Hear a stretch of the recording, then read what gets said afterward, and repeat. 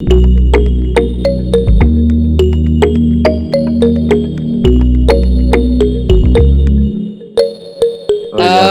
good afternoon, good morning to you, those in the US and the UK and everywhere else. It is afternoon here in Uganda. My name is Lynn Komugisha. I welcome you to the Uganda Diaspora Show on Civic Space TV. Now, Civic Space TV is online. It is on all our social media platforms. If you're looking for Civic Space TV on Facebook, you'll find it on Twitter, on YouTube. That's where we upload our content. So be part of this show. Today in particular, we're looking at two issues, but most importantly, we are looking at the Entebbe Airport travel and immigration issues. Recently, we made headlines as a country because of what was happening at Entebbe Airport. And that, of course, spilled over to our Uganda diaspora. And they had huge concerns. We have the spokesperson of the Ministry of Internal Affairs, and that is Mr. Simon Peter Mundeyi. He joins us this afternoon for the first time on Civic Space TV. We're very glad to have you, sir. We also have Francis Kamuhanda. He is the Alliance for National Transformation Coordinator U.S. We also have Albert Bakasara. Albert Bakasara is a community leader in the U.S. We have Miriam Kyomugasho Miriam from Africc U.S., but also our coordinator here on Uganda Diaspora Show. I'm very pleased to have you, ladies and gentlemen. I want us to go ahead into it. We have Simon Peter Mundeyi, spokesperson of the Ministry of Internal Affairs. And so, Simon, we are glad to have you. Please switch on your video and audio and speak to the people that are here with us this afternoon. Thank you very much, Lynn. Good afternoon, everybody tuned in. My name is Mundeyi Simon Peter. I'm the spokesperson, Ministry of Internal Affairs, as rightly introduced by Lynn. I'm glad to be here and to discuss the issues that have raised the national and international concern, especially related to our only international airport in Entebbe. Thank you very much for having me here. Right, Simon, we're glad to have you. Now, several Ugandans recently expressed concerns over what they have termed as massive bribery and arrogance involving immigration officers at Entebbe International Airport. First of all, before we can have Simon, take us through what could have actually transpired, I want to pick the minds of our guests today. And I want to start with you, Francis. When all this happened, what came to your mind as a Ugandan in diaspora? And then we shall go on to Albert and then Miriam. Tell us, what did you hear about our airport and our immigration problems? And then we'll have Simon come in to paint a clearer picture for us. Thank you, Lynn, fellow panelists, and then the spokesperson of Internal Affairs.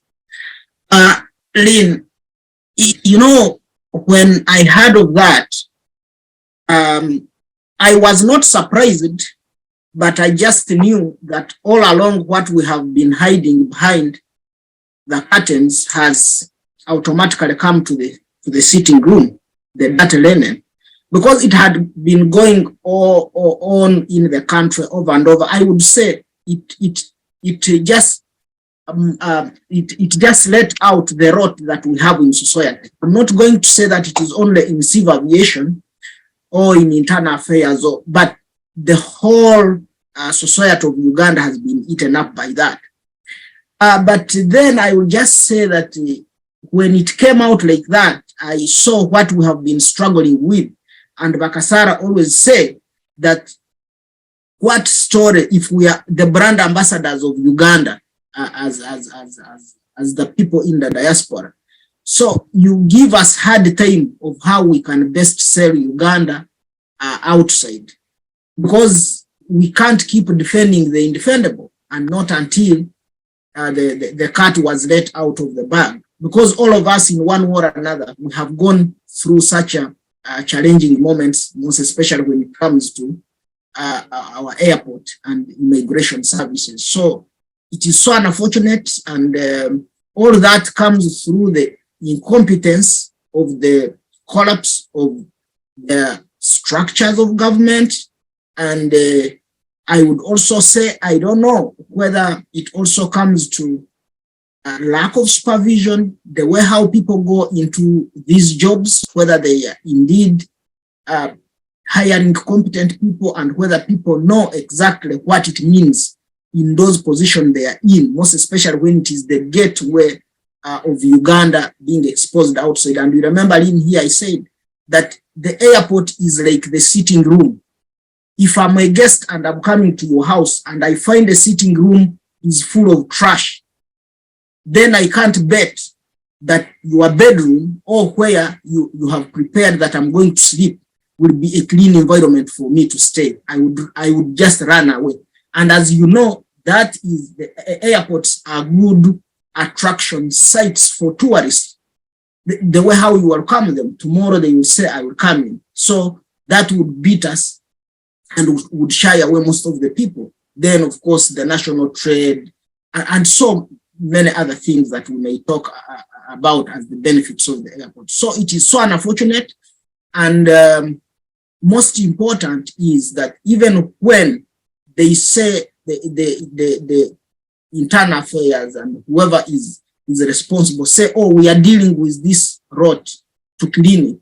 For me, to clear the image of Uganda as a Ugandan, I would be happy to see some of those perpetrators to be tried in courts of law in public, so that everybody sees that, yes, we are doing this and this, so that we are also able to tell a story. Like, people have been asking me, oh, Francis, you remember when I wanted to go to Uganda? Now you see what is happening in your country.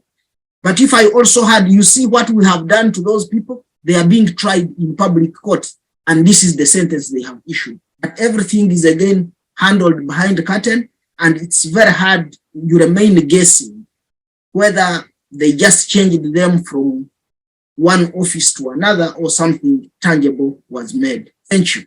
I shall hear from Simon on that. Miriam, this happened. What came to your mind, and what do you think Simon at this particular moment needs to assure us as the Uganda diaspora in regard to that occurrence? I was happy that finally someone is talking. I mean, whatever was happening at the airport, everybody knew about it, and we are all concerned about the silence that Ugandans have to exhibit in putting up with a lot of abuses, including corruption, without saying anything. So when I saw citizens speak up, for me as a human rights advocate, I was happy that finally someone is waking up. Finally, someone is standing up to defend themselves, and I was excited at that tempo. The whole movement took everybody exposing whatever the abuses were going on. But as Francis highlighted, we are concerned as Ugandans. You can't tell people, come and visit my country, come and do this. And I mean, the airport is the entrance, it's the gate, it's like that sign saying, welcome to Uganda, but what do you see at the airport? And it's an acronym of like whatever is happening across the country, across all the public service sector. If you have such a corruption at the airport, how much corruption do you expect in a referral hospital? How much corruption do you expect in the Ministry of ministries where there is tender and procurement for the government enterprises and businesses?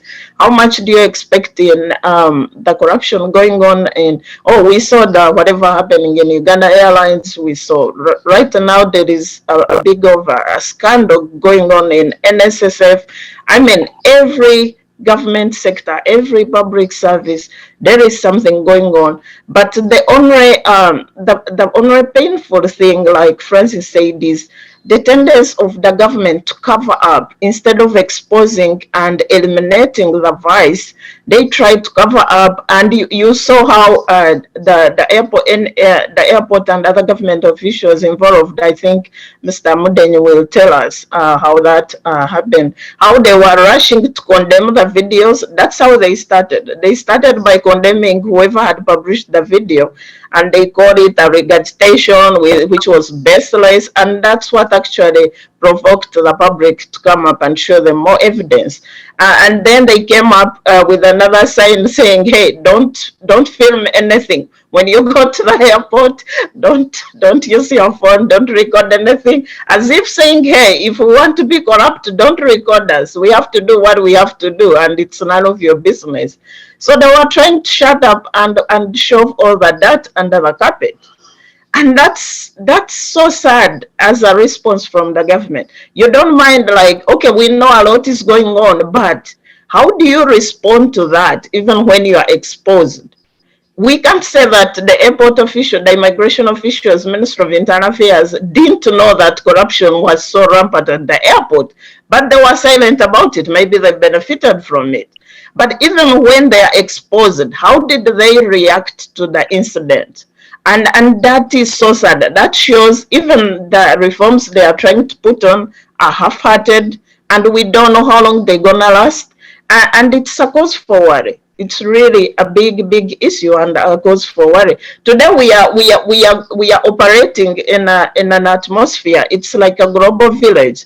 This video could have been the first person who recorded that video would have been a tourist and say, "Hey, I came from wherever I came from. I came all eager to visit Uganda, but see, this is how the airport is treating me. This is how the Ugandan immigration officials are treating me."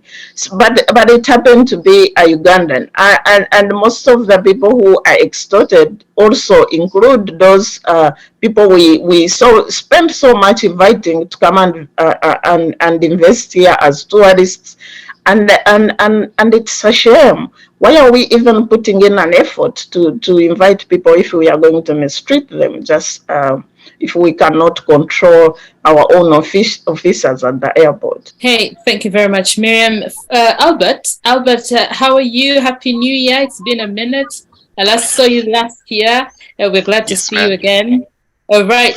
So we have the spokesperson of the Ministry of Internal Affairs. You heard what happened at the airport and what has been happening. So what are your thoughts and what questions do you have for Mr. Simon Peter Mundeyi? Good morning or good afternoon where you are, Lynn, and thank you so much. It was nice to finally meet you in person. Absolutely. And that was absolutely nice. Thank you so much. And again, and I've said this before, these conversations are useful. I was hoping, and I want to differ a little bit from Miriam. And good morning, Miriam. Good morning, Francis. And, hi, Albert. Yeah. So I was, I'm going to take a different perspective from that of Miriam. I was not happy when I saw the videos, not because they shouldn't be exposed. I was hoping. Okay, we'll get back to him, I think. Now, Simon Peter, if you can get in and respond to some of these issues that are coming. Albert, can you speak before Simon gets in? Because we lost you. Simon, please, go on. Okay. Thank you very much, Lynn. And thanks a lot, Francis and Miriam, for raising the concerns. First of all, I would like to applaud and thank all those people who came up and whistle blew whatever issues were happening at our only airport. I want to thank them. Why? Because this could have been the only way the public is trying to raise the issues. I am sure, I think last time, that was last year or 2 years ago, there were a group of people who passed Entebbe Airport, and I did not like the kind of treatment that they went through, and they wrote They wrote to immigration. We, of course, as immigration, we sat and addressed a number of issues there, including the conduct of our officers. But this time around, the outcry was too much. And I want to thank those people who came up to raise those issues. Well, these issues actually happen at the airport. It is not that people are making wild allegations, as some people have put it. Well, it could also affect the image of our only international airport, like Albert has put it. But well, what can we do without having these issues raised? Of course, it would be difficult for us to re-examine our conduct as immigration and other stakeholders at the airport. I wish to put across a number of things. One, that that airport has a number of stakeholders. There are a number of agencies that operate at the airport, numbering about 10 to 15.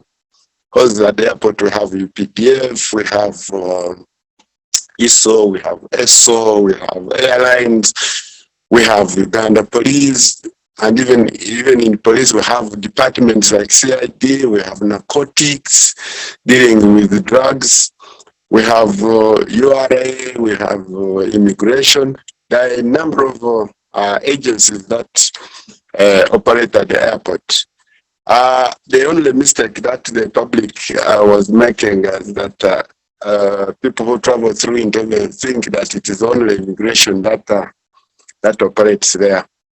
Now, it is true that people have been having issues at the airport, including my own self. I think I have been very clear about this, that at one time I used to be in charge of issuing the national passports, and I was actually the one signing passports. But when I reached the airport, there was a gentleman, I think who was in non-uniform, approaching me and asking for my passport. And when he looked at it, he did clearly put it to me that my passport has a damage. It was not fit for international travel. And yet I was the one who was issuing passports. That time I was the passport controller. So I looked at this guy and then, of course, he was asking for money to the tune of $100 to ostensibly go and talk to immigration so that they could let me through.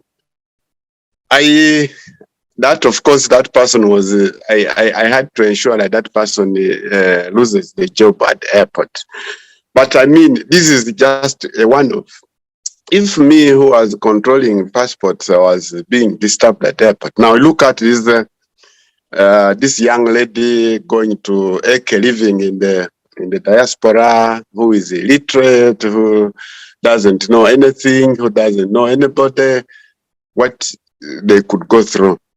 So we have not denied these things. We have only tried to put our house in order. So when these outcries came up, we had a meeting at the airport comprising of all these agencies, and we did come up with a number of resolutions, among which was that as immigration, we do not allow our staff going forward to use telephones while on duty, because we did find out that some of these are agents of corruption. Because if somebody is using a phone and communicating to the other, we realized that phones could be agents of fueling corruption at the airport. So we actually banned the use of phones at the airport while one is on duty. The second one was we also resolved that for work to be conducted well at the airport and for corruption to be reported, that all immigration officers have to be in full uniform with their names permanently embroidered on the uniform. Permanent meaning, because we used to have now names which were temporary. Somebody would put a name and sometimes would put off the name.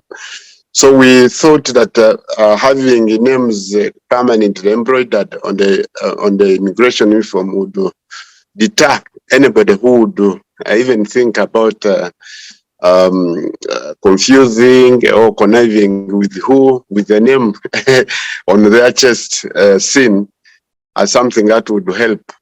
Then 3, we also, of course, boosted the supervision levels at the airport. We added more supervisors, senior supervisors at the airport, clearly to ensure that any traveling public who has any issues of whatever sort at the airport could report any.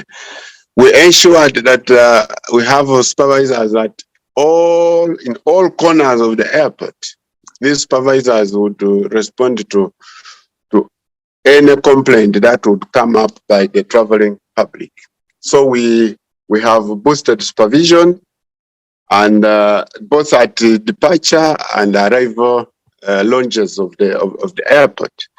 Then the other, we have, in conjunction with the Civil Aviation Authority, ensured that there's public knowledge displayed on screens that are put in various spots of the airport, because we did realize that some of these people who are conned and cheated at the airport is because of the fact that they are ignorant of the procedures that are supposed to be followed through when one is traveling.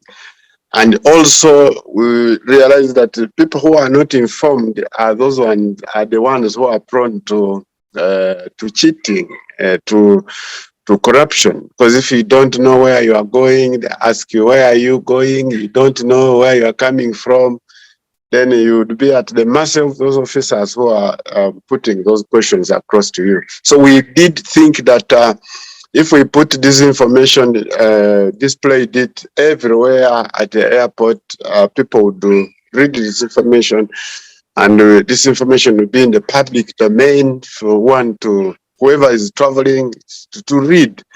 That, for instance, if you are traveling, you need your passport, you need your ticket, you need your yellow fever card. For those who are traveling to countries where they specifically need the yellow fever, like Tanzania and China. Other countries may not ask for yellow fever. Then, of course, COVID results.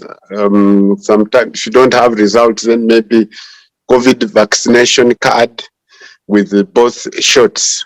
Those, especially those traveling to countries like China, where COVID has devastated the country. Then we also ensured that the public make a case in case of any problem at the airport. We have been encouraging whoever uses the airport not to be timid, to cry out. If you see somebody asking for money, somebody asking for anything that is outside the procedures, this on the screens, variously put in places. Please, personally, I've asked people to alarm you. When you alarm, you raise the attention of everybody. And these resolutions I'm talking about have addressed the problem. As I talk now, when you pass the airport, I think things have greatly improved. About this poster of not allowing people to take pictures, I think that one we talked about it, and it was pulled down. You remember? It came up, and there are certain sections of the airport which are highly sensitive, and of course not allowed to film and photograph issues like that, like any other airport anyway. But we, of course, we didn't have to put it after the outcry of the public. So that one was, we talked about it, and that post was pulled down, as you clearly know. Now, the people who came up and whistle blew did a great job, apart from those who now dramatized the whole thing. You know, some people, instead of now coming up with the real issues, you know, people went and did a lot of drama as well. It wasn't all necessary. Of course, we responded to all those valid issues that came up by the traveling public, but we ask the public not to dramatize the issue, because it is not about drama. These are issues to do with our airport. Like Francis put it, airport is like a sitting room. And we need to put our sitting room in order so that when our visitors come, they know who they are. And I asked the group, especially the diaspora group, to assist the management of that airport, immigration, customs, civil aviation, to help us put that place in order. It wouldn't be good for to point fingers. It has not done what. I think we are all wrong. We have not upped our game. All agencies there are to blame for whatever has happened. So it is better we put ourselves in order. We refocus efforts to the way we do work at the airport. Like I've told you, as immigration, we have tried to carry out customer care training for our people, and we tell them that that airport is not only for Uganda, but it is for people who travel, and people who travel are not only Ugandans, and it impacts a lot on our image as a country. So I think with all this, we are destined for better things. Like somebody put it somewhere, the airport has greatly improved, and I want to paint a very good picture right now that when you come to Entebbe Airport, it is not the airport you used maybe 1 or 2 months ago. Things have become more better. People are doing things in a more professional way, and then I think it is quite risky for any airport staff to engage in the issues of corruption as it is now. So I want to encourage and ask our Ugandans, especially who are in the diaspora, who have moved, because we feel you have moved in various airports. You know how things are done in those various airports you pass. You share with us all this knowledge, and we are going to employ it at Entebbe Airport instead of engaging in the blame game. Who is supposed to do this? Who is supposed not to do this? I think it is.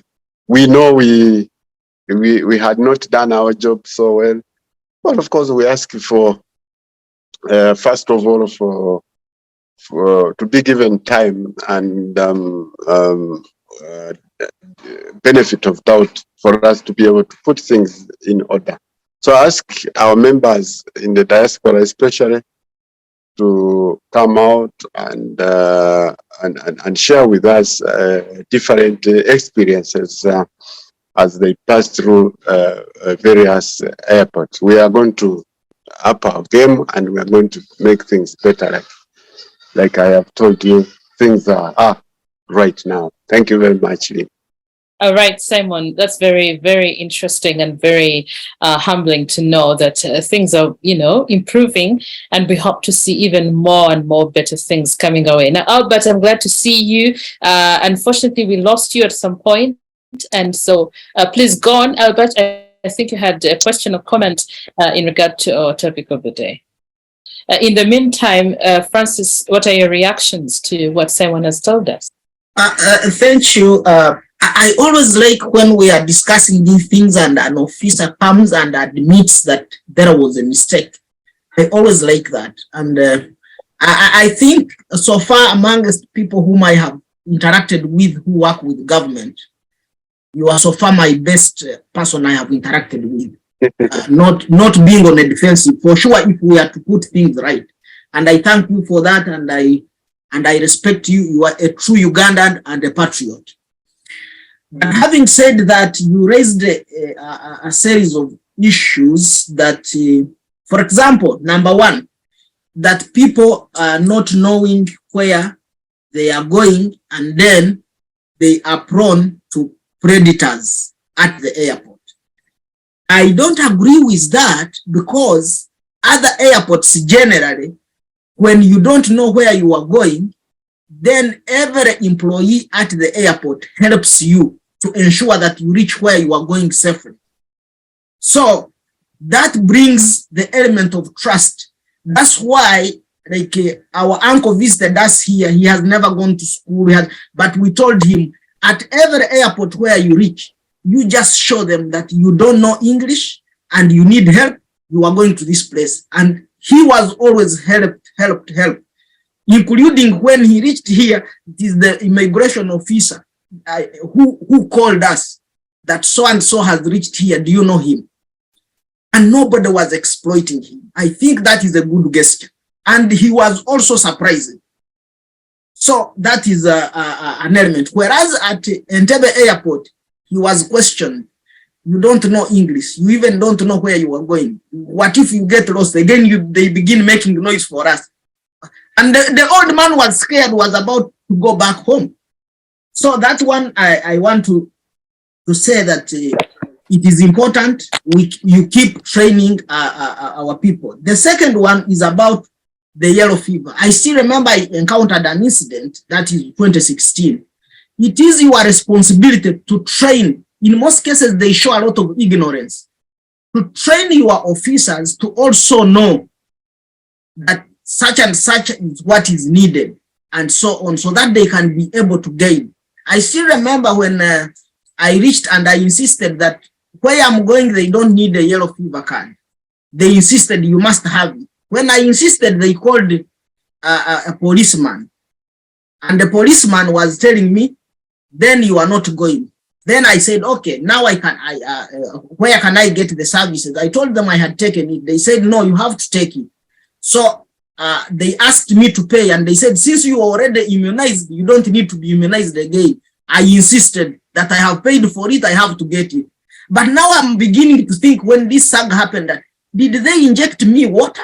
What did they inject me? Because I insisted that I have paid for it, I must get it. And I started doubting, because in Uganda, everything is possible. You remember during the time of COVID, the person who went on injecting, I don't know, whatever they were injecting people. So I'm trying to say that our people need to be taught. Yes, those courses that you are giving them should be continuous.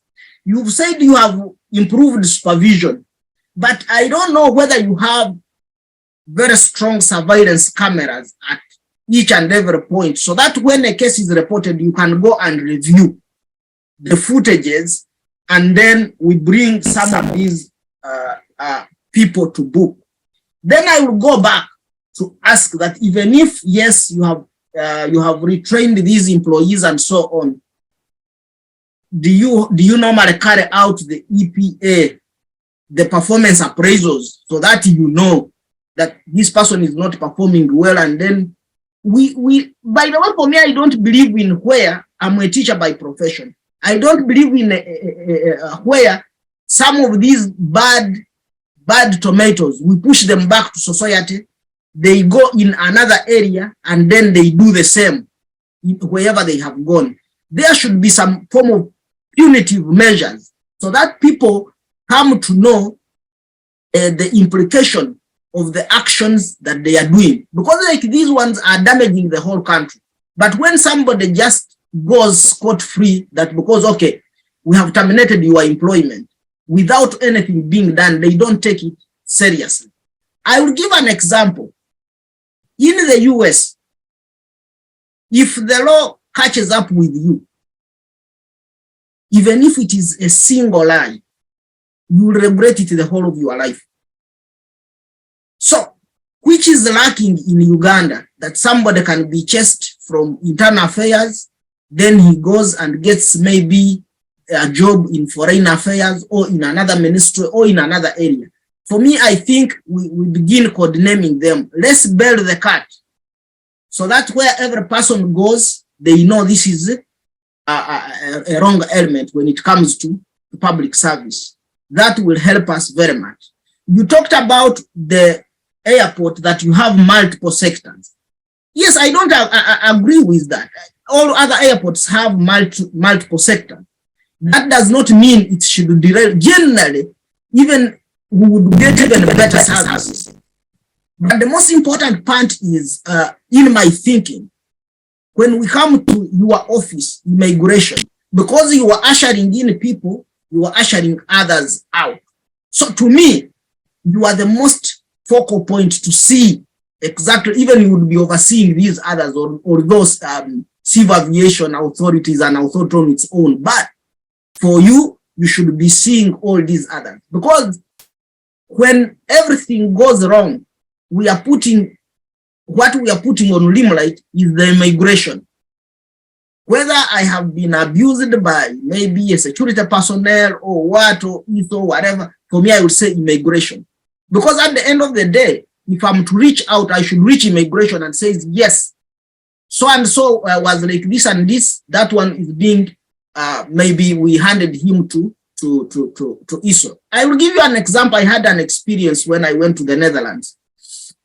I had with me 10,000 Ugandan shillings and my camera, and because I was going for a different thing. And then when I reached the airport, they asked me, what are you coming to do here? Then I told them I was going for vacation.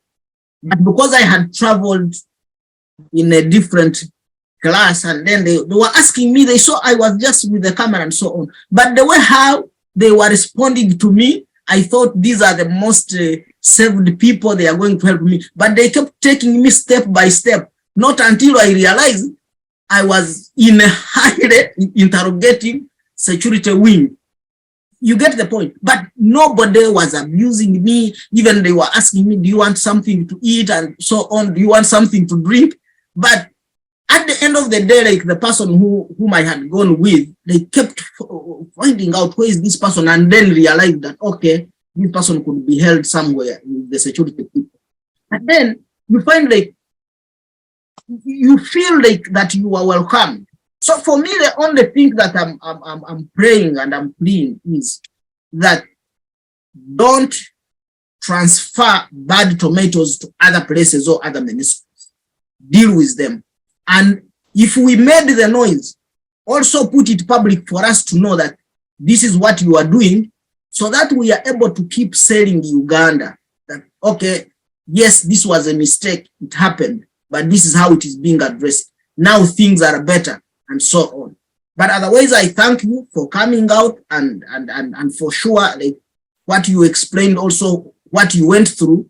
Because some of these people, when we talk, because they have not gone through that, by the time the person reaches there, they are clearing the way. They don't accept that these things happen. I'm glad it happened to you, and you are also talking from the experienced point of view. And I trust your word that only if you don't have also order from above that will come to suppress the measures that you are trying to put across, because that is also another problem that we have in Uganda. Thank you. All right. All right. Thank you, Francis, for that. Albert, please tell me everything is okay. So thank you. The advantage is that I actually have listened to everything, including Peter's presentation. So I can respond from that perspective. So I was telling you, I think before we broke off, that I wanted to differ slightly from what Miriam was saying. I was not happy at all when I saw these videos come out. Again, I wanted us to kind of clean our house before these things become public. And this is actually the beginning, because I see them now everywhere. And Lynn also mentioned the saga that is happening in NSSF. And there will be other places, because these are things that we've been, you and I and the rest of the panelists here, who are familiar with your work, these are the things we've been talking about. Yes, the Entebbe saga, the whole experience was really, it really turned me, it really made me feel sad, because these are things we knew. We just hoped that as we would keep making noises to civil servants like Peter, and at some point they would address them before they went public. But we are where we are, and I appreciate the fact that at least he has owned up to some of these things. Yes, they started off by blaming the people who were posting the videos and saying these were old stories, but eventually they caught up. So having caught up, and the measures that he has articulated that have been put in place, I would like for him to go a little further. For example, when somebody wanted to take a bribe from him, Peter made sure that that person was fired. But the right steps would have been to give that person the $100 and see where he takes it, who he shares it with, so you can get the whole syndicate. But that was then, and maybe you didn't even have the powers to do any of that. You just reported him and that person was fired. In my line of work, and Peter, I'm a civil servant like you, in my line of work, we say what we care about, we measure. And I think Francis also touched on this. Do some measurements in your work. Now that you've invited us to give you some ideas, that's my first one. Do some measuring in your work, not just on your performance, but also on the well-being of your employees. I'll give you a personal example. Sometime back, I think it was 2022, when I had just joined the federal government here, I took a vacation to Uganda. When I came back, because I had gone by myself to attend my sister's wedding, when I came back, I took the family for a family vacation in the Caribbean. When I came back, I found an audit letter on my desk. Because in the minds of my employers, the Americans, it's unusual for somebody to go and spend a vacation in Uganda and then come and take the entire family to the Caribbean. So there was a suspicion. So where is Albert getting this kind of money? So I found an audit letter on my desk. Obviously, I still work there, which means I turned on the books. They looked wherever they wanted to look, and they found out, no, this man actually saved his money legitimately and went on vacation. Peter, you need to do that. There is no way you can just keep, as senior government officials, you can't keep paying a blind eye to the illicit gains or this unexplained wealthy accumulation of your colleagues or your subordinates. You can't. Then whatever you're doing is not going to yield any result. Because the easiest way is to ask, Lynn, you just got a job. Where did you get the $300 million to drive the car you're driving? Where did you get the $500 million to buy the plot you just bought in Mukoto? That will lead you to what is happening. But this of saying, oh, we've put security cameras, we have supervisors, yes, this will just be bandaging, putting a bandage on a band-aid on the wound. But it's going to be, the rot will still keep festering in there. Okay, so that's on the specific airline story. The other story that I wanted to share with you why I was sad with these stories coming out, because I actually had the best experience at the airport, especially when I was coming out. When I came in, and Peter, this is also something that you can address. I'm not kidding you. When I came in, I came with a family. There were 6 of us. I had a baby and we had a stroller, a very nice, expensive stroller, because it had these big wheels, because I wanted to take it tall so it can go over the rocks and the potholes. So it was maybe valued at about maybe $200-300. I came off the plane, the stroller did not make it. When I came and got on all my luggage, the stroller was missing. So I asked and they said, oh, you go fill out the forms there. I'm not kidding you. I went in there. The line was maybe 15 people deep. And I said, okay, maybe I can stand in line and fill out a form. So when the stroller is found, they can send it to me where I am. The forms ran out as I was standing in line. They ran out. And the guy said, oh, we're out of forms now. Let me go make a photocopy for forms. That's unacceptable. So I left the stroller and I even forgot, I even told my wife, I was like, you know what? Every luggage that we came with is here. If we lose a stroller, so be it. But we have to go. The kids are tired and we left the stroller. Because I'm Ugandan and I know Uganda, I didn't even bother to call the airport the next day or for a whole month that I was in Uganda to look for the stroller. But on coming out, I talked to the lady who was checking me in. And I said, you know what? Talk to my supervisor. And a young, nice lady came, was dressed in red, and I explained, I was like, when I was coming in, we lost the stroller. Is it possible that maybe you guys found it? And the lady said, you know what? I will go find out. Not only did she find the stroller, because I never waited. I continued. She came and found us in the lobby, had checked the stroller to Washington, D.C., and gave me a receipt for it, did not even wait for me to tip her. She just walked away, and I said, as soon as I said thank you, she walked away happy. It was a satisfying, small, but a satisfying customer service experience. I was really, really pleased, and I was ready to write something, a very nice article about it. And then I got here, and all hell broke loose with the airport. So I couldn't even do my story. I ended up doing a story, but in a different way. But that's the story I wanted to tell about Entebbe Airport. But they killed it. So those are the things we're talking about.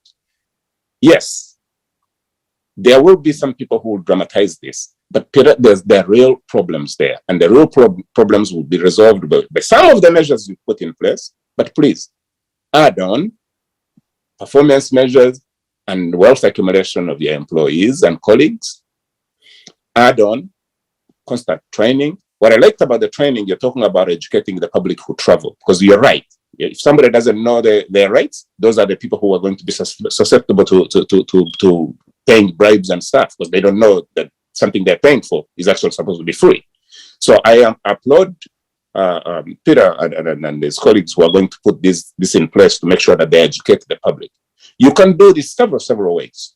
One of the ways how it's done in some of these developed places, when people apply for passports, put in some packages, information in their passports. And then here we get the passports in the mail and stuff. So when you get your passport, you also get some pamphlets of some of this.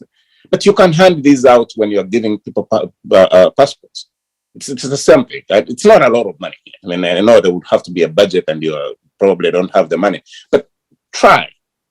Okay, try. Because when we get things here, you get things even that are unrelated, but they kind of introduce you to the American system. You get a little small booklet of the Constitution. You get a little, they're trying to tell you your rights. So I applaud that effort to let travelers know what they're entitled to, so they don't get ripped off.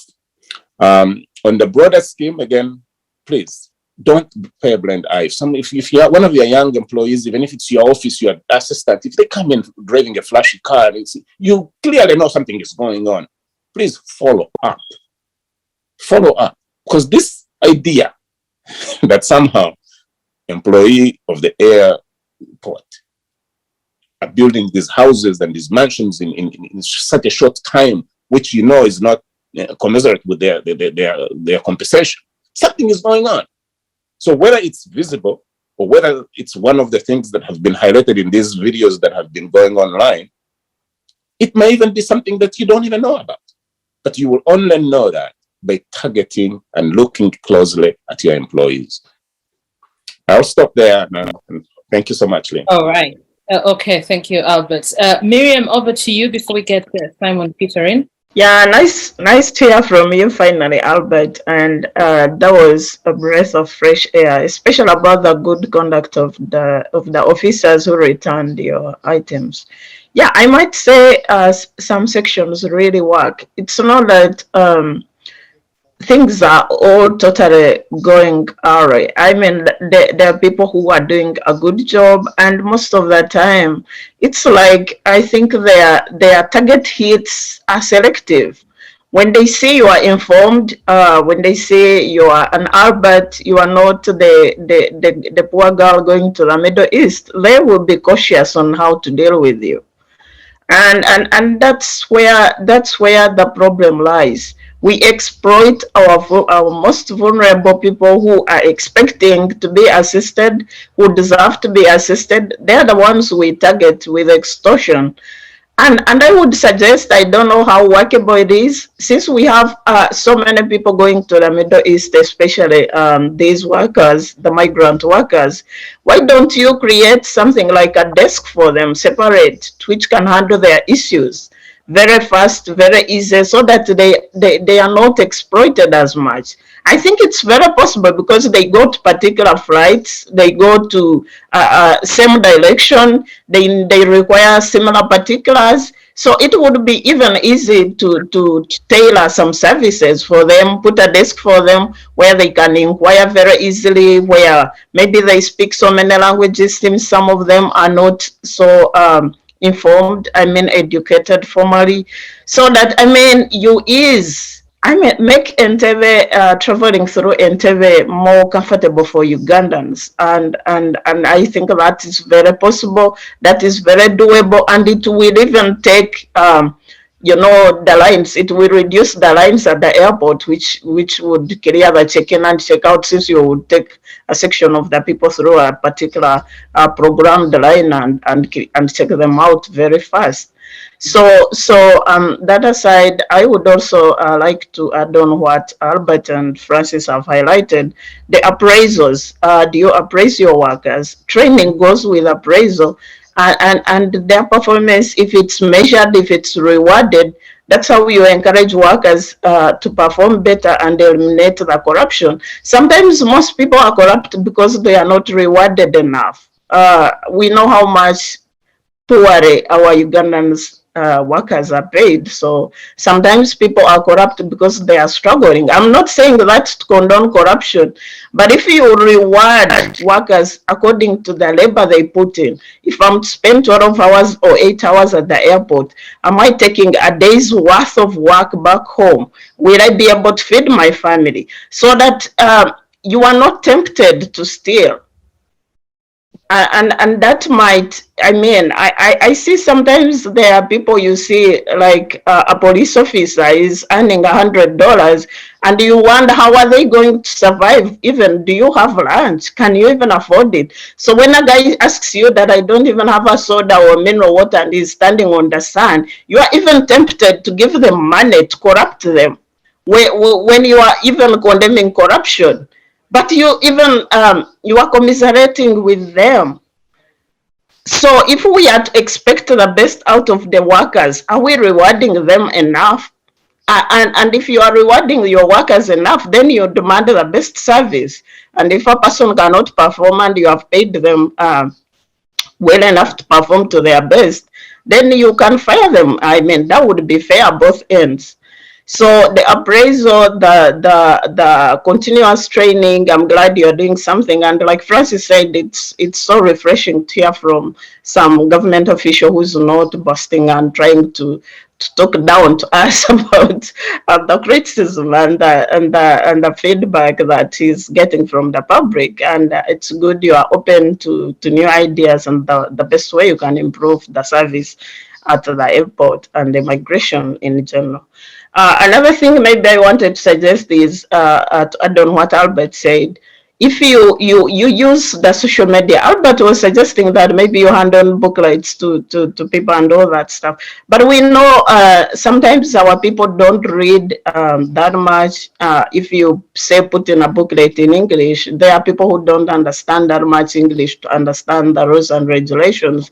But if you utilize social media and maybe break down most of the things in local languages, maybe like 5 languages which are understandable, say Luganda, Swahili, whatever, most Ugandans would understand what's going on. And if you want to travel, I can say go to the website. You're going to see the basics, and it could be Facebook, it could be a WhatsApp group or whatever, but somewhere where every ordinary Ugandan, whether it's a child, whether it's an adult, can go there and say, hey, these are the requirements if I'm checking at the airport. That would be very helpful. And like Francis said, even if his uncle didn't know how to read and write, he was assured that some people are going to help him. We need that service, and it's very possible and it's very easy. Instead of being quick to say, oh, to do the evil, like they said, your passport is wrong, give me 100. You could use that time to teach someone and say, hey, your passport has a problem, go do ABCD and come back again and travel if at all there was a problem. So everything is possible as long as we are committed, and we are glad that you are trying to do something, but this could have been avoided. There is no excuse for shoddy work, for corruption, for extortion that was going at the airport. So, Mr. Mundeyi, I want to ask you, where were you looking before the whistleblowers came out? Yes, indeed. Simon Peter, that is to you. Go on, react to this.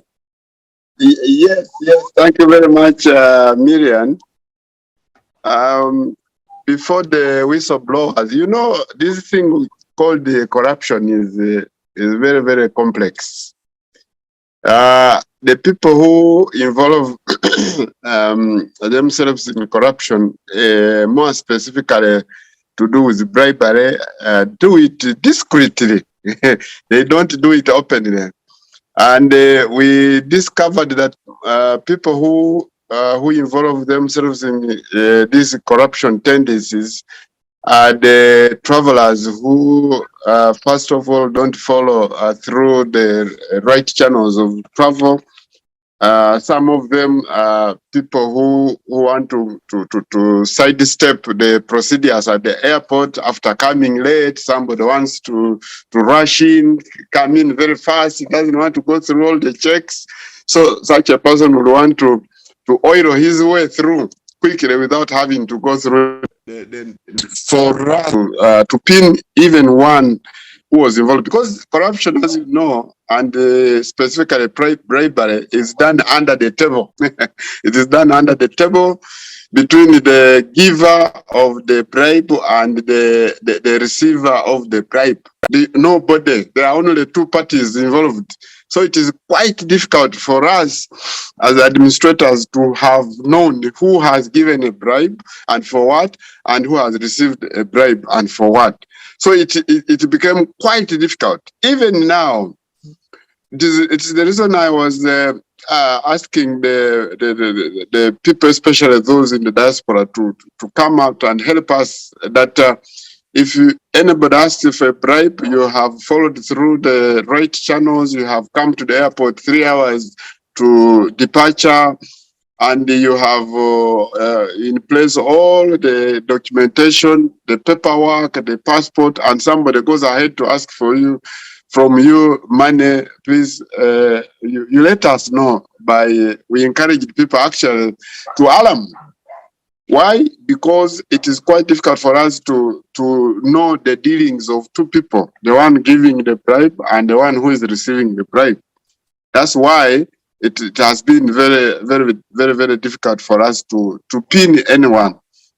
I want to ask the traveling public, especially people using Entebbe Airport, that when traveling, ensure that you have the right documents.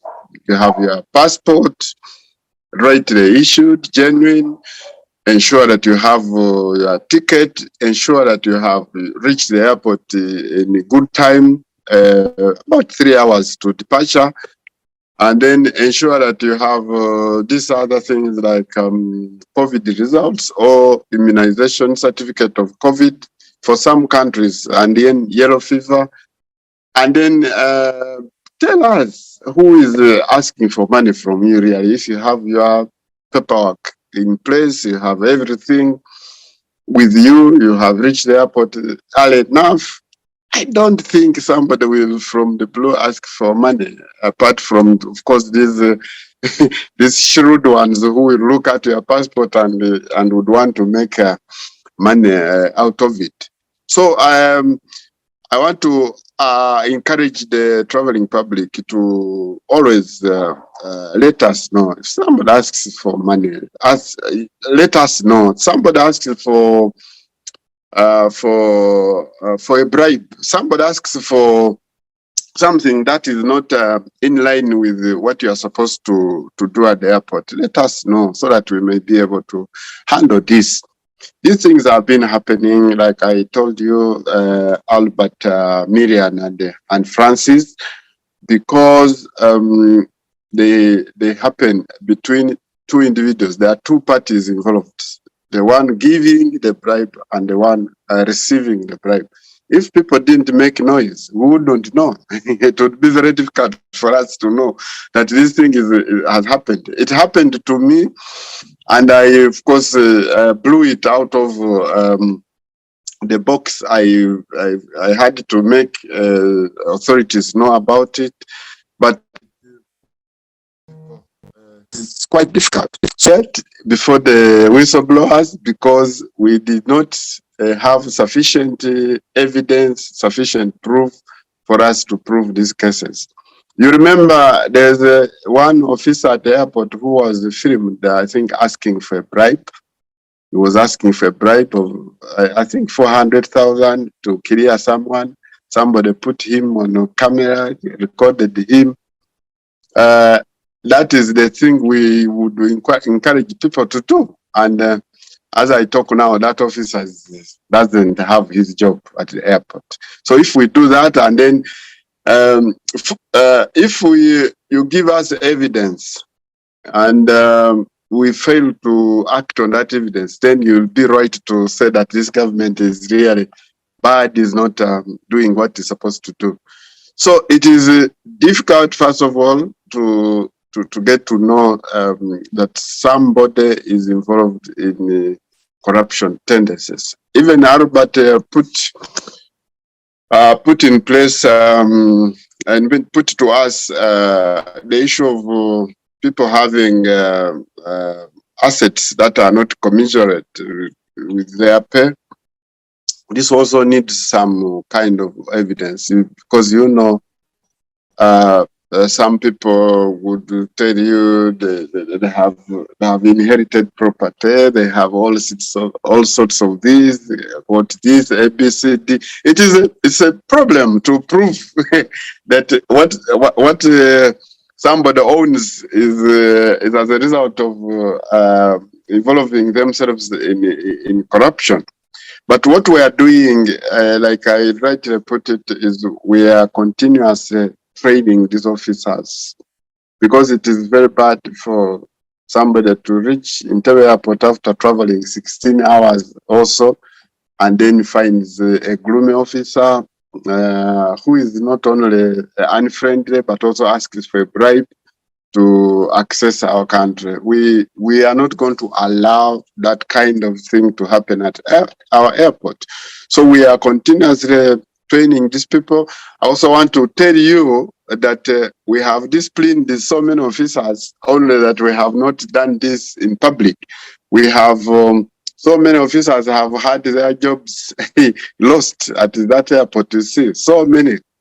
I think I know about 32 or something officers that have had their jobs lost as a result of involving themselves in unprofessional conduct at the airport. So it is true, people are being disciplined, appraisals are being conducted. We appraise this staff on a quarterly basis, and we always act on these appraisal reports. The airport has surveillance cameras installed all around, and of course we have people who keep monitoring what is happening in every part of the airport. And I can surely tell you that some of these staff that have lost their jobs is because of the use of surveillance cameras. We have had to look at these cameras. The footages have come up, and we have even gone further by downloading some of these footages and putting it across to these people who are involved. And quite a number of people have lost their jobs because of these footages gotten from the airport. The ignorant people, as put by Albert, who don't know their rights at the airport, do not know where they are going. I will have this to say, that much as we would want to facilitate people to use Entebbe Airport, but we also have to be aware of the fact that there are people who are involved in human trafficking. So we ensure that the person who is passing through Entebbe Airport is not only traveling to a right destination, but also want to save some of these young people who could be taken advantage of to be trafficked. And I can assure you that we have saved quite a number of these young people who are under the guise of going to do work in the Middle East. So if we don't scrutinize this, if we don't ask 1, 2, 3, 4 questions and then become a little strict, some of these vices would be encouraged. So, well, in the other airports, like you see in Amsterdam and maybe at Heathrow and others, human trafficking may not be one of those issues. But for us here, being in the third world, these are some of the vices that we encounter ourselves in, and we try to become a little strict so that we can prevent. And for sure, we have saved a number of children who were destined for human trafficking. Then about yellow fever card, most countries don't ask for this, apart from China. As you know, yellow fever ravaged China as a country, one time almost wiping out the population. So they still have fears about the disease. So that's why when you are going to China, they would strictly ask for yellow fever card. Other countries, and Tanzania, I think China and Tanzania, the others are not so strict about this, but we encourage the traveling public to ensure that they have some of these things so that they are not disturbed. Not that it is asked everywhere. Then Miriam talked about the reward for our officers. Of course, I wouldn't want to say that our officers involve themselves in some of these corruptions because they are not rightly rewarded. A thief will always remain a thief, even if you give them how much money. A thief will be a thief. Even if you said you are paying somebody $100 million, but he will remain stealing. So the only thing we are doing is to keep talking to them. We have a full-fledged section of counseling. We keep talking to our officers and telling them not to involve themselves in these tendencies of unprofessional conduct and corruption. But I can tell you for sure that even if you rewarded somebody to what extent, you'll still hear these issues of corruption coming up. So for us, we are taking a different direction of talking to them, of counseling these people, of advising them that the little you earn as a public officer can take you miles, can invest. We even go ahead to involve people who are good in financial literacy to talk to our people and advise them on how to invest on the little money that the government is able to pay them. And I can tell you that most of these people are now doing well, not that they are stealing, but because they are being trained. People are talking to them, and people are not living a pompous life. Whatever little they are earning, they are putting it to proper use. We are also putting publications in local languages. We have put one, for instance, in Uganda for the public. On top of the screens at the airport, like I said, we have put some of these pamphlets in Uganda at the airport at various points of the airport, so that these people who are traveling can pick at exposed points to read through, to know where they are going, to know what they are supposed to do while at the airport, so that they are not taken advantage of. I want to sympathize with my brother, but for having lost, we retorted to the handling, to the cargo section of the airport. We complained because these people used to come to us and tell us, came with my camera, it was in my bag, it was pulled out, my laptop and stuff like that. So we have, over time, I think, managed to fight this vice of stealing items from people's luggage, and I want to thank the management of airlines and management of clearing companies at the airport, that they have clearly come up to address this. There are now very, very, very rare cases of luggage getting lost or getting misplaced, or items missing from people's luggage. We have tried to handle this, and also by ensuring that cameras are placed in all sections of the airport, and also to ensure that these little nitty-gritties are followed to the latter, to ensure that people's property is safe. So we have done that, and as I talk now, there are very few cases of people who come up to complain about loss of items in their bags. And finally, I want to thank all these Francis, Miriam, Albert, and you, Lynn, for raising these issues, because by you raising these issues, you are doing us a very good deal of, first of all, because if you kept quiet, we wouldn't know that the public is being treated unfairly at their own airport in Entebbe.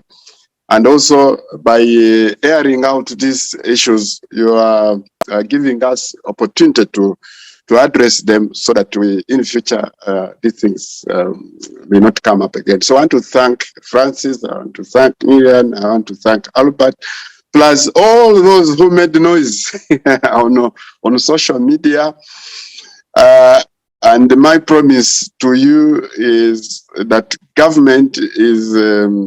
this government is very sensitive to the people. It is pro-people. It emphasizes that the issues that come up on social media, especially, are addressed. I can tell you for sure that these outbursts on social media, when they came up, even the president was concerned. The ministers, everybody was up. It did not leave anybody. We received the calls up to late in the night to try to address these issues at the airport. So you can see that your government is very sensitive to your needs, and for sure it is not seated. We are going to ensure that the public that uses our own airport in Entebbe enjoy the services, because I want to hear Ugandan coming from US after spending 16 also hours and landing at the airport and having fun at the airport, being welcomed by immigration officers and enjoying the ambience, the customer care and stuff. We have tried to ensure that Ugandans, especially who return home, don't have to go through these laborious lines of immigration clearance. We are now putting in place the e-gate system, whereby any Ugandan returning home can only have to swipe their passport, and they're able to go through instead of lining up. I think some Ugandans have experienced this at the airport. I want anybody who reaches the airport, you're Ugandan, you don't want to line up. Of course, even the lining up, we have made it a bit friendly. We have designated counters for Ugandans, whereby you come, you have your own counter where you are cleared. But on top of this, we encourage Ugandans to use the e-gate system of swiping their passports through and being able to access the country as easy as possible, because we want to have Ugandans with very good experience, Ugandans to enjoy their own airport. There's no other airport we have. We have only Entebbe. So if a Ugandan cannot enjoy Entebbe, really, where would he really do it? In Heathrow, Amsterdam, or Qatar? All right. Yeah, thank you very much. Thank you. All right, thank you, Simon Peter, for that, and I hope you've allayed most of our fears. Francis, you have your hand up, but before that, Albert, you mentioned you had wanted to write something. I still insist and still think it is okay for you to write that, because we also need the good stories. It doesn't mean that the airport only carries the worst there is. So please, I urge you to continue write that article about the good that you enjoyed at the airport, and hopefully it can encourage us as a country and those who are trying to join us. I want to ask Simon, do you have a toll-free number for people? You were saying people can call in. I don't know if you have that, if you've installed that as well. But sorry, Francis, you have your hand up. And ladies and gentlemen, I need just to wind up a little bit on this topic, because we need to look at the issue of the UN Human Rights Office closure here in Uganda and what that means for us. But briefly, Francis, your hand is up. Oh, thank you, Lynn and Peter, for elaborating. I'm glad this has been a good conversation. But I was going to say that they need to do rigorous automation of the system, like what Bakasara was saying. If we had paperless forms to fill, it would even be easy. iPads around serving 3 or 4 people at the same time, and then automatically information would go to where the claim should go. Then 2, I was also suggesting that in some of the things we should have a 24-hour. Sometimes there is when we log on the website, like you are here, and then it has gotten maybe at night back home. So you find like the system is not working. For example, maybe you want to pay for something and stuff like that. I don't know how that can be so that it is like a 24-hour kind of business cycle. Then utilize the media houses. What are these media houses in Uganda helping us? If they can give in some little time so that even these different entities, not only your ministry but others, so for messages to keep being repeated over and over. I'm glad. I was always envious, because whenever you would see here, when Americans are coming back, you are on the same airport, you see how they welcome back home. But for you who is not an American, they say, go there. Then, like, you see, like a person feels like, I should be an American. So I'm glad you have started that. Then what I don't agree with you, a lifestyle audit has to take place. It would be by coincidence that the time you have given me a job at the airport, it is at the same time when I have inherited property. So I don't really agree. That one also at least find out. But all in all, I'm very happy that at least there are some strides that are taking place. And if this could be emulated in all other rotten sectors or institutions in Uganda. Thank you. Thank you, Francis, for that. Miriam, I want to pick a mind. I don't know if you have reactions to what Simon has said in a minute, and also Albert in a minute. If there's anything, then we head into another topic. All in all, I think he answered most of whatever questions we had put across, but I don't agree with him that he didn't know what was going on until someone whistleblowed it, because he himself said he was a victim of corruption a few minutes ago. So That's an excuse. And this the extortion at Entebbe Airport has been ongoing. And if there have to be reforms, I think the supervisors should take the heat way before even the workers at the airport to do. Because if you are not supervising your workers, you would the fish rots from that top. You are the ones who are basically politically responsible, for running those organizations.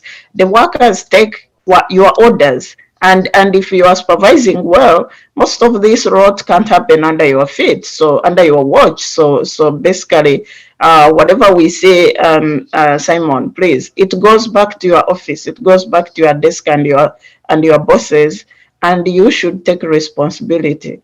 And like Francis said, making reforms without changing the faces sometimes doesn't make sense, because there are people, if you have a vice and you're corrupt, like you said, I don't expect you're going to change simply because they have put on a camera. You are going to devise other means of stealing. So if you are corrupt, you should be fired, and the whole system should be reformed. So this half-hearted kind of measures you're trying to put in just because you said you got a call from the high ups, and you are trying to put down the fire, those are not going to bring the change, to use Museveni's word, the fundamental change we would like to see. So just go back deep, and all of you should reflect on your work, even the higher ups, your supervisors. Either it's the way you run the system which needs to be reformed, or the people running it, or both. So the reforms should go across board. We can't blame the juniors at the counters. For me, once I see a junior doing a mess, and not once, and not one person, but the whole system, the whole desk, the whole officers you have put at the front desk, that shows the behind the desk is not doing its job. So it goes back to you. All right. Albert, quickly in a minute, we need to go to another topic. No, I actually will give you back your time. There's even a national game coming on in about half an hour, so I'll give you back your time. I think everyone has said what we wanted to say, and the last of it was what Lynn just said, that the higher ups also, the supervisors have to take responsibility. This can't just be junior staff. And if it is junior staff, even if it was just junior staff doing this, then it puts into question the leadership style and the type of managers you have and what they're actually doing. So you don't have to be stealing yourself, but if you're not effective in managing your area, then you're also culpable, and you should also kind of pay the price, for lack of a better phrase. All right, thank you, Albert. But Simon Peter should keep his job. Yeah, sure. And Albert, I'm expecting that article very soon. I actually did write a little bit on and posted it on social media. But if I find time, I will develop it into an article. Fantastic. Simon Peter, quickly in a minute in conclusion, as we perhaps let you go, because I don't know if you're going to be able to tell us about the closure of the United Nations Human Rights Office in the country. Thank you very much, Lynn. I want to thank everybody for all the valid issues they have raised. I can only tell them that we are going to do better. That airport, especially Entebbe, is going to become a better place day after day. And want to assure the traveling public that the resolution our sectoral are working out, and is to be on the lookout for any of these unprofessional conducts at the airport, and let us know. Definitely, this is going to be something that will improve our airport. These issues of automation are being encouraged. We are automating the airport. Recently, we had a meeting, and this issue of automation actually came up, and everybody was complaining that why would one come and start filling a form like is applying for for a visa or a passport or something, and yet you are just returning home. That's why I told you that, Francis, we are now encouraging and putting in place e-gate system where you don't have to fill anything. You just have to swipe in your document and you're able to go through. We have also encouraged the media to be at the forefront of helping us to pass these messages of improvement at the airport. All in all, I would tell you that we shall do better. Miriam, we are doing better. And this airport, or indeed the immigration at the airport, is doing better. Today's immigration is not the one of yesterday. We are doing better, and I promise that things will quite improve. In case of any issues, Lynn here is on the lookout. She will she will help us address these issues by bringing them out in the limelight, and we by discussing them, we shall be getting a solution. So thank you very much. I am unfortunately not going to be part of the next discussion of the human rights because I have another engagement to undertake. Thank you very much, Right. Lynn. All right, thank you very much, Simon, and definitely we'll hold you accountable. You can be sure of that. We will look out for you as and when things come up. So thank you very much for making time for us, and we hope you have a lovely weekend. Now, what's here before us, Albert, Francis, and Miriam, is that recently the Uganda said it will not renew the mandate of the UN Human Rights Office. And this has raised a concern. This has had activists and opposition crying foul at the recent decision. Already we have a very bad human rights record globally. If you remember, we even summoned before the UN Human Rights for the UN to, explain our human rights situation back home. And so here we are, February 3rd, there was a letter that was sent to the UN Human Rights Office telling them that we will not renew your mandate. Now, we'll start with you, Miriam, right on. Already we have a tainted image in regard to human rights. Here we are closing the only other watchdog in the country to help us deal with the human rights problems, and we are closing shop. We're saying, please pack your things, we don't want to see you. Are we not making matters worse for ourselves? And do we not care at all? Lynn, I think the closure is very unfortunate, but before we really go further, I would like to mention that the UN mandate, the office mandate was supposed to end in 2020. So these the agency and the government, they all knew that it's gonna end. I think that the issue was they never renewed, or the Uganda government never allowed to renew that mandate to host the office.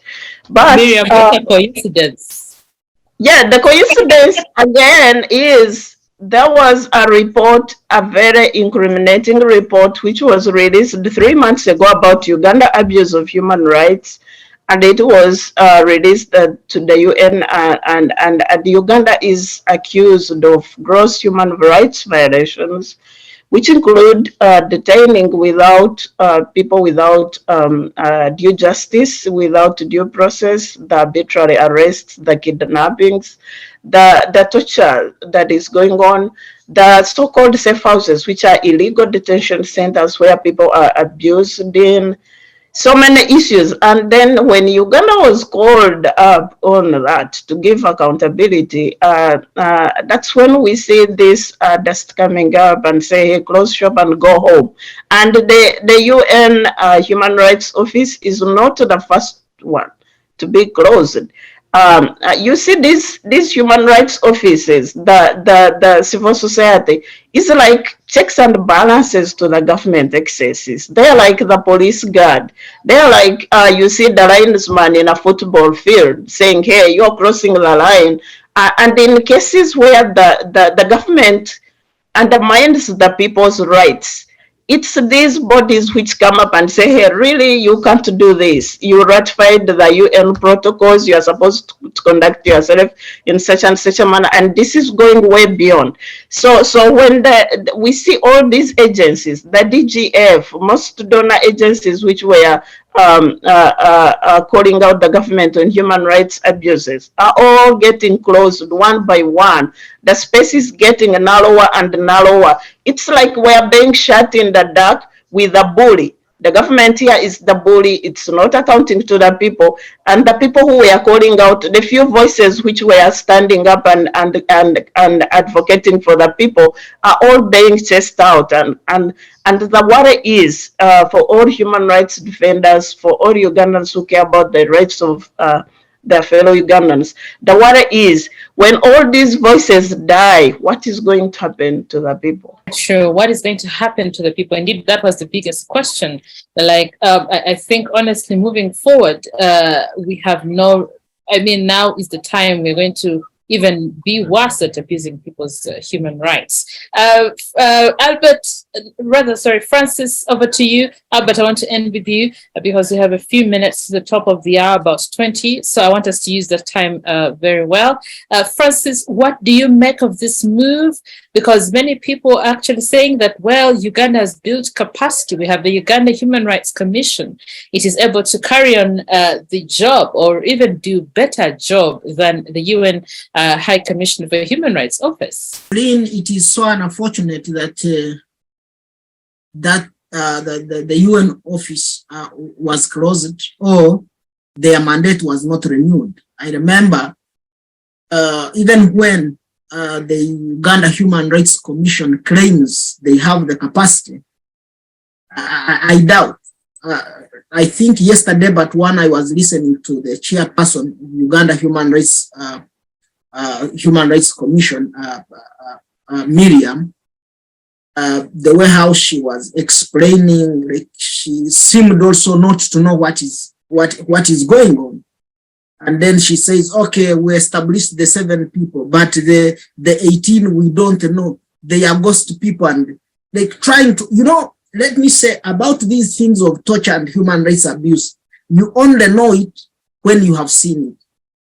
I'll give you an example. Like I called my aunt in Fort Potro, and then he told me, oh, we got a problem. Your aunt, the husband was killed. That you must have heard that. So your cousins are in tears and so on. Muhonja, you heard of the Muhonja Costa issue? Yeah, that man that was picked from Kasese. I know the old man for sure. A very old man, I would say, helpless. And then what was interesting, when Enanga was speaking on television and saying this person came to Kampala, I don't know, terrorized the police station and ran away. And I was asking, we have old people, even he himself, he should go and get a Ugandan who is around 75 years or 80, comes to Kampala, terrorizes people and runs away. And steals guns from the police station. Generally, that police station should be shut down. If a person who is over 75 years can come, box policemen, gets a gun, it is ridiculous. So it is so unfortunate that these things are happening, and like as I've said, you only know it when you have seen it. But to me, I would say that this is a deliberate. Generally, we are going back to the days before the 1980s. If you read the preamble of our constitution, like I have always said, where the military would terrorize people with impunity, there is no accountability from government, everything, like it's where we are heading to with all this. So to me, I would suggest that, yes, if they are saying now Uganda has the capacity to do that, let them demonstrate on the few cases that we have. Let the Human Rights Commission demonstrate. But if it doesn't, then I'm telling you, people are going to take matters in their hands to begin defending themselves. And that would be so unfortunate and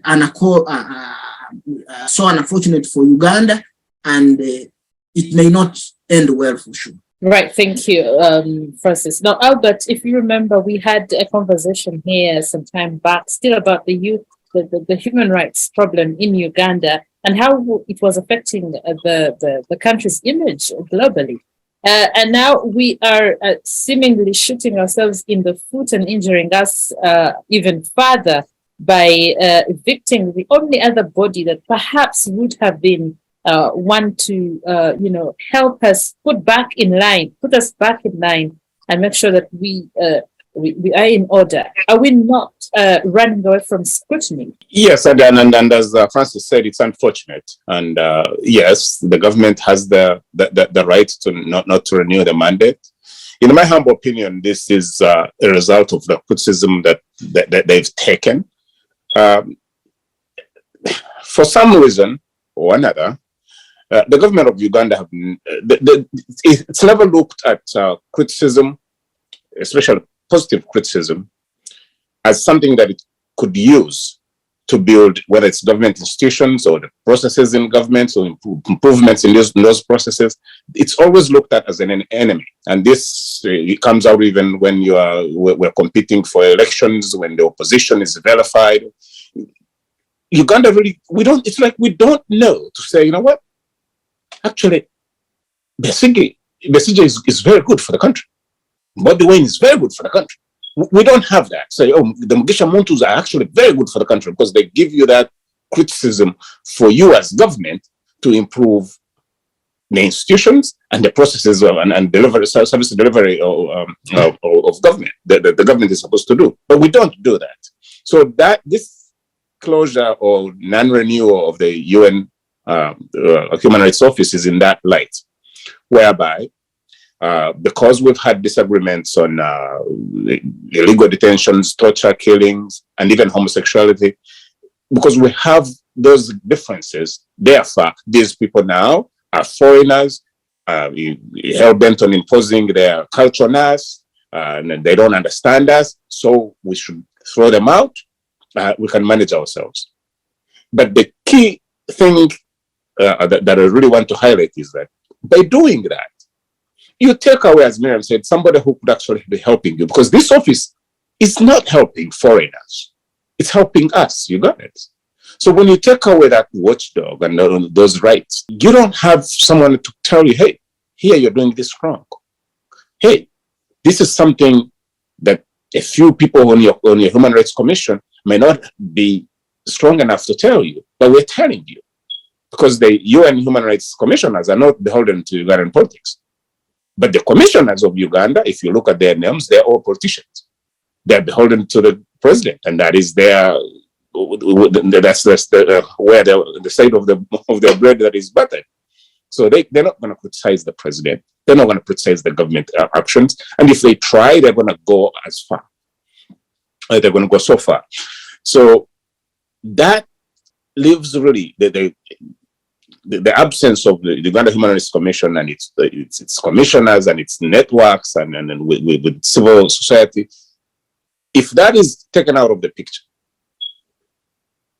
then where are we? What does that leave on the ground? The government of Uganda cannot police itself. We know that.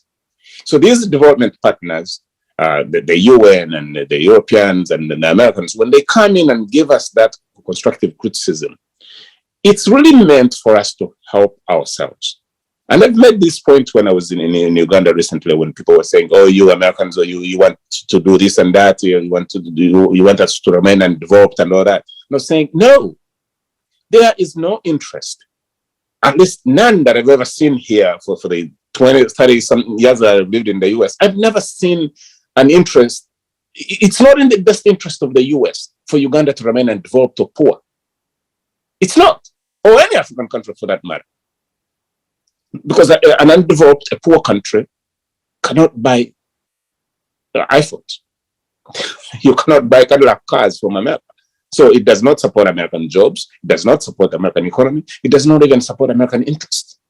Right now, there's a manufacturing shortage of everything from cell phones to cars because we don't have the inputs to build chips. but the the raw materials are in Congo.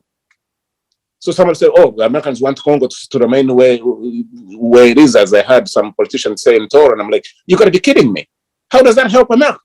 If Congo was at peace, Ford cars would be rolling off the assembly line in Detroit, and that would be employing Americans. But because there's a war and the country is unstable, Americans are unemployed. So there's no, it's the same light. So the people who come and they're trying, these development partners, as Uganda likes to call them, who come and give us this kind of criticism, it's meant to build our young country into a better country. It's to human rights. Clearly, we don't have the capacity, the human rights of Ugandans. We don't. We've displayed that time after time. People are still languishing in jail without charges. Drones are still working overnight. Safe houses are still open. So what kind of human rights can we really say that we're going to enforce in Uganda? So this is a mistake. And my thinking is at some point, the government will have to reverse course. Because I don't see the United Nations saying, oh, Uganda kicked us out and we're going to go lie down and that's it. I think there will be a push back. And at some point, Uganda will give in. This is not the first time we've seen the government backtrack after the international community have raised hell. And I think here they will, and Ugandans also will join in. And the government will reverse course, and then this mandate will somehow, or some sort of another body will be in place. But you can't just kick out the United Nations and say, oh, to hell with you, we're going to do our thing. We don't have that kind of ability or that kind of clout as Uganda. We're a small country. We still need these development partners, and we have to work hand in hand, especially when it is to our benefit. Absolutely. Thank you, Albert, for that. Now, as we wind up, Miriam, not so recently, but I think sometime last year, we had a chat with the Uganda Human Rights Commission after a report was released. Actually, their latest report. And they were telling us that they do not have, they never get enough funding for them to carry out their mandate. And here they are telling us now we have built capacity. We are in position to, take matters in our hands and make sure that we uphold the human rights of the citizenry. Miriam, as we wind up in conclusion, do you think we have the capacity as a country? Or are we simply lying to ourselves? To deflate your hopes and Albert's too, I think we don't. We have proved that we are not even interested in trying. And that's the unfortunate part. You see, the closure of or the end of the UN mandate is not like the isolated act. This has been an ongoing process. First of all, there was an effort to shut down most NGOs which advocate for human rights. All of them, like the leader of Chapter 4, Nicholas Obio, is almost exiled, not exactly, but almost. He was imprisoned and all that. Most civil society so far are operating on a thin line. There is the NGO board, and the regulations really are like you are passing through the hole of a needle. So we are self-censoring. If you are part of civil society, you try to see what can I say, what can I not say. And Lynn, you work in the media, you know how the media has been harassed, people have been tortured, and how the media houses are also self-censoring because you don't want to criticize the government, you don't want to end up on the bad side of the government, and your business gets closed. Unfortunately, most of the business, the media houses we have are privately owned, so they are business enterprises. And if you are running a business, you want to keep operating, and you don't want to be closed down by the state. So the spaces, all the fourth estate and the extras, all that space that advocates for the rights of Ugandans has been closed down gradually. So we are now really remaining with a few voices which are also self-censored. You know how people, even on social media, the government holds you down. If you post any post criticizing the government, you are lucky to go scot-free. They hunt down bloggers, they hunt down everybody. They even closed Facebook. So we are at this closing. And who are the targets? The government is targeting every voice that it's criticizing their excessive acts. Whether you are a foreign funded donor agency, whether you are a local NGO, whether you are a media blog, an individual private Ugandan trying to voice your concerns, or whether you are a media house which with sending out a reporter in the field to capture some events, either he's going to be beaten to near death, his gadgets are going to be confiscated, or they're going to order you not to air that report which is criticizing the government. And we have seen all this going on, and we say, oh, it's going to get better, but it's getting worse and worse. So my concern for me, I don't like, I think we still have a way out, but not as Albert is wishing that Uganda is going to wake up and reform. I have lost hope in that a long time ago. But I feel these UN agencies, these foreign development partners, as they are called, they still have a way out. They are the ones funding the government of Uganda. They are the ones beefing the terror machine. We know how much the U.S. government supports the UPDF and the Uganda security agencies, both in training and equipment and financial support. We know how much the donor agencies supplement our budget.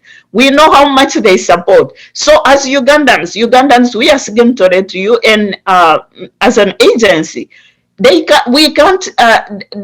foreigners can't let the citizens of Ugandans' fate stay in the hands of a dictatorship. They have to come and stand in for the people. This side, the donors have to choose. Are they going to stay on the side of the government, which is terrorizing the people with no recourse, or they are going to support Ugandans and advocate for their rights and freedoms? So it's upon us, especially people like Francis, who is a leader of a political party in diaspora, and other advocates of human rights, everybody, every citizen. It's upon us now to call upon these donors, development partners, and other players. There are so many human rights defenders. Some are individuals, some are agencies across the world. Some are not attached to the government. They are individual, like civil societies and all that, or advocates like academia and stuff.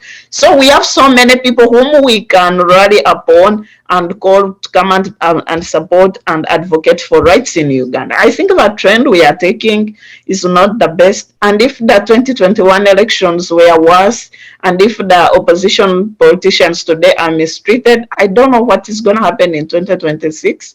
I don't know why they are closing space today and what they are planning tomorrow. If you are not planning to do evil, why are you closing all the doors and the windows from the outside world? So it's upon us. It's upon us now as Ugandans to really raise the antennas and call upon the rest of the world to come and support us and help us defend the rights of the Ugandan citizens and the peoples. Or change our leadership if need be.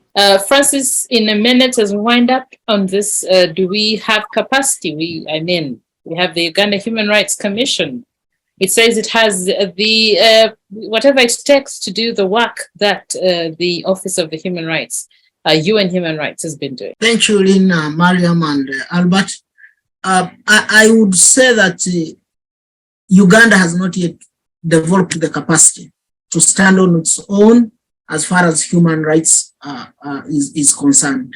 And if it is so, if we were trying to go towards that, like as I have always said, the will is still here, and that cannot take us far. We still need the support of other sister agencies. We still need the support to learn from other countries on how they are approaching the human rights issue and we borrow relief. But closing these sister agencies or operating in solo is very dangerous for our country and is not doing us a good service. Thank you. All right. Thank you, Albert. Conclusively, in a minute. Thank you, Lynn. Thank you so much. Thank you, Miriam. Thank you, Francis. This has really been good. I do not believe that we have capacity as a country to monitor ourselves. And my hope and my prayer is that at some point in the near future, cooler heads will prevail, and that office will still be given its mandate to operate in Uganda, not because it serves the interests of foreigners, because it actually serves our interest by helping us to improve our processes, by help us to strengthen our institutions as we build our nation. Thank you so much. Right. Thank you, Albert. Thank you, Francis. Thank you, Miriam, for making time. And those of you who've been watching, we're glad you make time to watch what we carry in regards to the Uganda Diaspora show here on Civic Space TV. We urge you to always watch and look out for what is happening in the diaspora, the Uganda diaspora communities, and hopefully we can help each other address the issues. We thank Simon Peter Mundeyi, the spokesperson of the Ministry of Internal Affairs, for joining us earlier this afternoon to discuss issues in regard to immigration and, of course, what happened at the Uganda Airport. All right, I wish you the very best, and we'll catch you again next time. Good evening and good afternoon. Good morning, if it is still morning there. Thank you so much.